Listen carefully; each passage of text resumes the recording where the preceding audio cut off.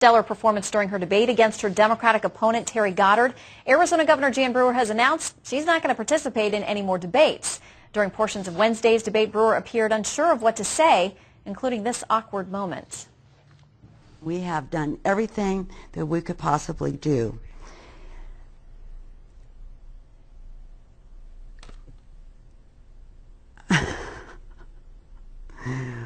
We have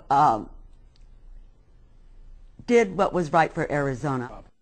We've all had those moments where you lose your words. Well, Brewer later walked out of a post-debate press conference when asked about her refusal to correct an earlier statement about decapitated bodies showing up in Arizona deserts, which was proven false.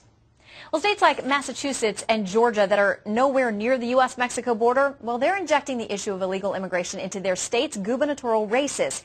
Here now to talk about what it could mean in November, Sarah Lenti, who served on the National Security Council under President George W. Bush, and David Mercer, former Deputy National Finance Director for the DNC. Welcome to you both. Thank you. Thank you for having us. All right, Sarah, you know, the GOP is being accused quite a bit over the last couple of months of playing politics with this issue of immigration. Is that what they're doing? And isn't, you know, politics is a part of this discussion, no matter what you think? It is, but I think this goes back to an action at the federal level, meaning by the president and this Congress to develop a comprehensive immigration reform plan.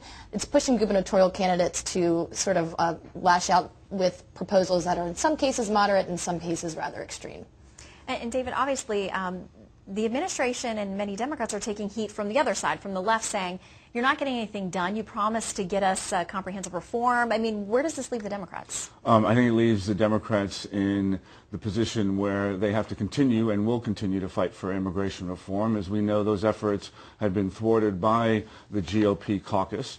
You had people such as Senator Lugar or McCain and others who had been supportive of immigration reform, but the caucus, Republican caucus, prevailed on them in delaying action on a federal level. And I agree with Sarah that the American people want immigration reform. It has to happen on the federal level in terms of protecting our borders, in terms of deporting undocumented immigrants that should not be here.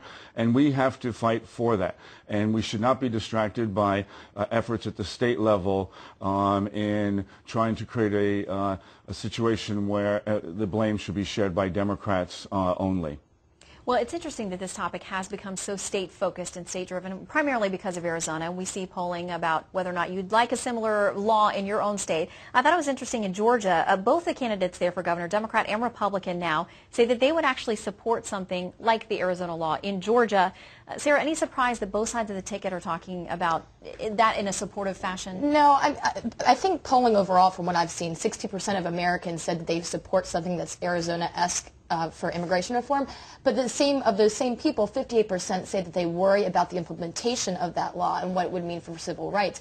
So I think people are practical and fair-minded about this. I also think that at the end of the day, who really knows what's in the Arizona law? And I think that's a larger question.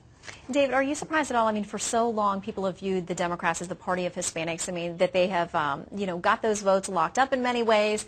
Do you think that's going to be the case this fall with this particular issue raging out there? Well, I think the purpose for elections is not to take any vote for granted, and we always have to build our case, and I think we have a good case.